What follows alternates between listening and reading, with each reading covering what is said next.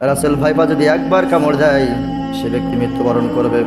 দুনিয়ার ছোট্ট সাপের জন্য যদি এত ব্যতিব্যস্ত হয়, এত ঔষধের প্রয়োজন হয়, কবরে 99টা সাপ থাকবে, সেই সাপের ঔষধ আপনি কি জোগাড় করেছেন? এমন সময়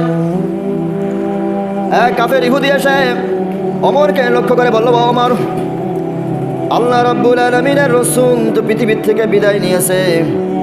আজ এই পৃথিবীর থেকে যখন বিদায় নিল, আল্লাহ রসুলের রেখে যাওয়া দিন তোমরা কেমনভাবে আঁকলে রেখেছো? তোমাদের কাছে কয়েকটা প্রশ্ন করব। ওমর রাদিয়াল্লাহু তাআলা আনহু বসা। ওমর বললেন, ও ইহুদি, আল্লাহ রসুলের রেখে যাওয়া দিন, আল্লাহ রসুলের মৃত্যুর সঙ্গে সঙ্গে যদি পৃথিবীর থেকে বিদায় নেয়, আল্লাহর রেখে যাওয়া, আল্লাহর রসুলের রেখে যাওয়া দিন এবং সাহাবী যতদিন বাঁচবে আর আল্লাহ রাব্বুল আলামিনের নেককার বান্দা যারা থাকবে, দিন কোনোদিন ধ্বংস হবে না। তোমার যা প্রশ্ন করার প্রশ্ন করো। বেদিন ওমরকে ডেকে বলল, তোমাদের কাছে 4টি প্রশ্ন থাকবে, এই 4টি প্রশ্নের উত্তর যদি দিতে পারো, আমি ইহুদি বেদিন কথা দিচ্ছি, আজ এখন এই মজলিসে আমি ইসলাম গ্রহণ করব। ওমর রাদিয়াল্লাহু তাআলা আনহু যখন উত্তর দিবেন, এমন সময় ওমর রাদিয়াল্লাহু তাআলা আনহুর ছেলে আব্দুল্লাহ বলতেছেন, ও ইহুদি, আল্লাহর এই জমিনে রসুলের রেখে যাওয়া দিন তুমি কি এতই সস্তা মনে করেছো? তুমি যে প্রশ্ন করবে, আল্লাহ রাব্বুল আলামিন গোটা কোরআনে, এই পৃথিবীতে এমন কোনো কথা নেই যা আল্লাহ কোরআনে লিপিবদ্ধ করেনি। তোমার কি প্রশ্ন আছে বলো? আমার বাবা না, সাহাবীরা কেউ দিবে না, আমি আব্দুল্লাহ তোমার প্রশ্নের জবাব দিব। কাফের ইহুদি বেদিন চিন্তায় পড়ে গেল, ছোট্ট একটা বালক আব্দুল্লাহ কেমনে কথা বলে। ঠিক আছে, 1 নম্বর প্রশ্ন হলো, এই পৃথিবীতে যত সৃষ্টি আছে, সমস্ত সৃষ্টির পার্থক্য কয় প্রকার? পৃথিবীতে যা সৃষ্টি আছে, সৃষ্টিজীব, এই সৃষ্টিজীবের পার্থক্য কয় প্রকার? আর 2 নম্বর প্রশ্ন হলো, এমন কোন কবর যে কবরে নিঃশ্বাস নিতে পারে না, খাদ্য নিতে পারে না, তবুও সেই কবরের মানুষটা জিন্দা আছে? দ্বিতীয় প্রশ্ন আবারও বলি, এমন কোন কবর আছে সেই কবরের ভিতরে মানুষটা নিঃশ্বাস নিতে পারে না, খাদ্য খেতে পারে না, তারপরও সে জীবিত আছে? 3 নম্বর প্রশ্ন হলো, পৃথিবীতে এমন কোন কবর আছে যে কবরটাও জিন্দা, কবরের মানুষটাও জিন্দা আছে? আর 4 নম্বর প্রশ্ন হলো, এই পৃথিবীর জমিনে এমন একটা জায়গা আছে যে জায়গায় পৃথিবীর সূর্য একবার পড়েছে আর কিয়ামত পর্যন্ত সূর্যের আলো পড়বে না। একবার পড়েছে কবরের সূর্যের আলো দুনিয়ার জমিনে, একবার পড়েছে মাটিতে, আর মৃত্যুর আগে, কিয়ামতের আগে আর সূর্যের আলো ওই জায়গায় পড়বে না। এই 4টে প্রশ্নের উত্তর কি হবে? আল্লাহ রাব্বুল আলামিনের রাসূলের রেখে যাওয়া দিনের প্রতিষ্ঠা করার জন্য যে জীবন আল্লাহ রাসূল বাজি রাখলেন, সেই বাজি রাখার মাপকাঠি হলো সাহাবীরা। সেই সাহাবীর ওমর রাদিয়াল্লাহু তাআলা আনহুর সন্তান আব্দুল্লাহ বললেন, ও কাফের, তোমার প্রথম প্রশ্ন হলো, পৃথিবীতে যত সৃষ্টিজীব আছে, সকল সৃষ্টিজীবের পার্থক্য কয় প্রকার? সমস্ত সৃষ্টিজীবের পার্থক্য হলো 2 প্রকার। সুবহানাল্লাহ, কয় প্রকার? 2 প্রকার। এই 2 প্রকারের সৃষ্টিজীবের পার্থক্য হলো, এই পৃথিবীতে যারা মায়ের গর্ভ থেকে জন্ম নেবে, তাদের কান থাকবে শরীরের বাহিরে, মাথার বাহিরে কান থাকবে। এই পৃথিবীতে যারা মায়ের পেট থেকে জন্ম নেবে, তাদের চিহ্ন থাকবে, কান থাকবে মাথার বাহিরে। আর যারা মায়ের পেট থেকে, ডিম থেকে জন্ম নেবে, তাদের কান থাকবে মাথার মগজের ভিতরে। যারা কান, সুবহানাল্লাহ। সমস্ত সৃষ্টিজীবের পার্থক্য হলো 2 প্রকার।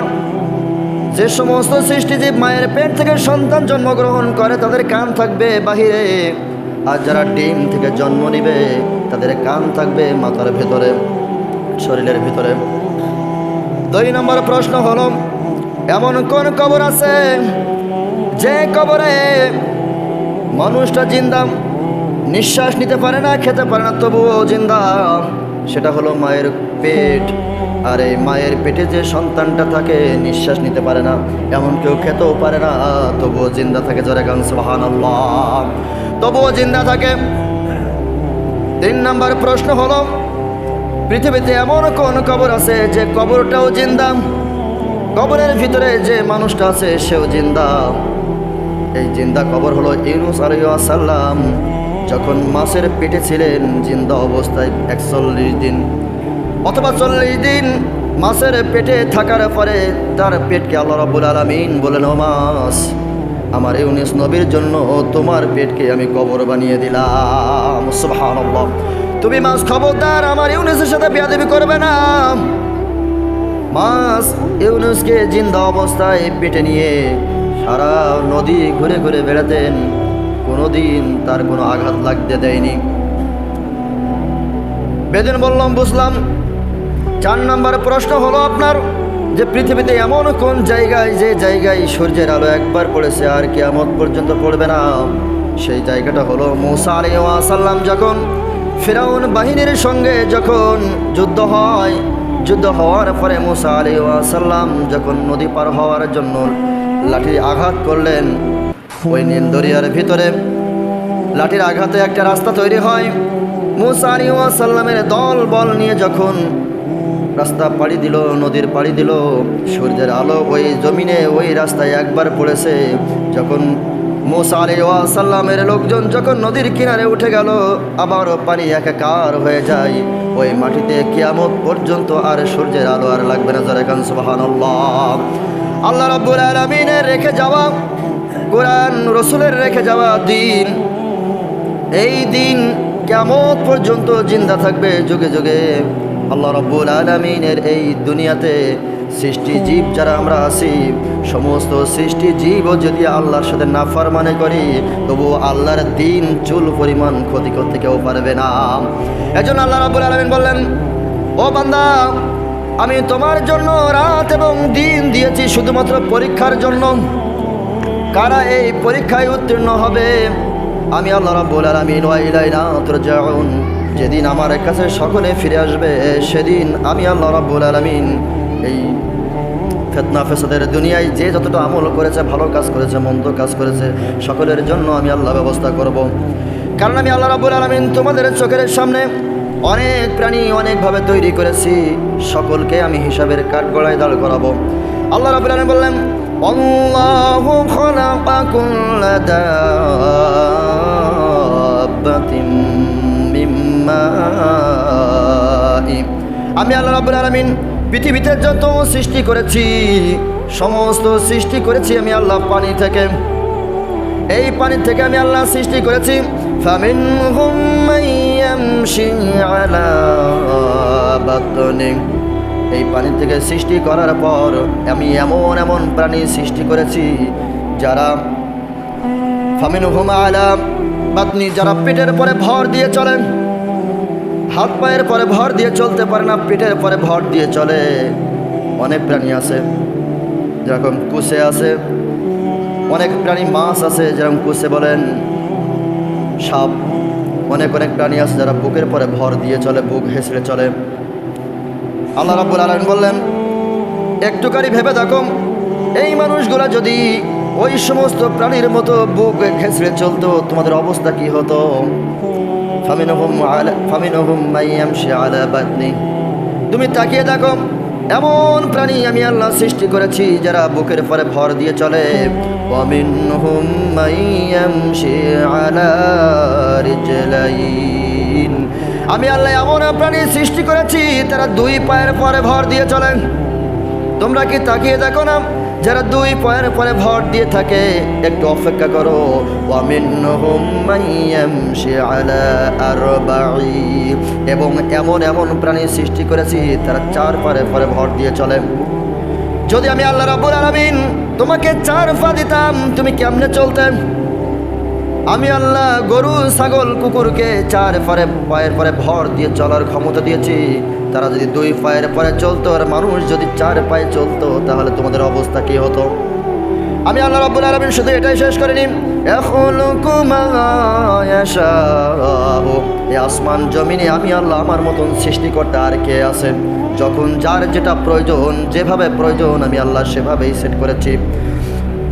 ইন্নাল্লাহা আলা কুল্লি শাইইন কাদির, সব চাইতে ক্ষমতাশীল হলাম আমি আল্লাহ। সুবহানাল্লাহ।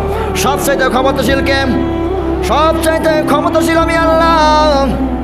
যখন যা প্রয়োজন, যেটা প্রয়োজন আমি আল্লাহ রাব্বুল আলামিন সেইভাবেই তৈরি করেছি। বান্দারে, তারপরেও তুমি কি আমার শুকরিয়া আদায় করবে না? তবুও কি আমার শুকরিয়া আদায় করবে না?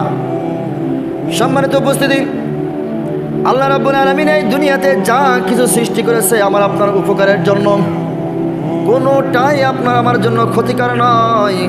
প্রত্যেকটা জিনিসই আমার আপনার জন্য আল্লাহ উপকার বানিয়েছেন। আমি একটুখানি আজকে সার্চ দিলাম গুগলে এই বিষধরের সাপ নিয়ে। এই বিষধরের সাপ যদি আল্লাহ রাব্বুল আলামিন না তৈরি করতেন, না সৃষ্টি করতেন, আমাদের এমন এমন শরীরের রোগ আছে, সেই রোগ নিরাময় হতো না। এই সাপের বিষ দ্বারা এই মানুষের শরীরের রোগকে আল্লাহ নিয়ন্ত্রণ করেছে। সুবহানাল্লাহ। আপনি কেমনে শুকরিয়া আদায় করবেন না যে বিষধরের সাপের জন্য আমরা আজকে এত ভয়ানক, এত আতঙ্কে আছি?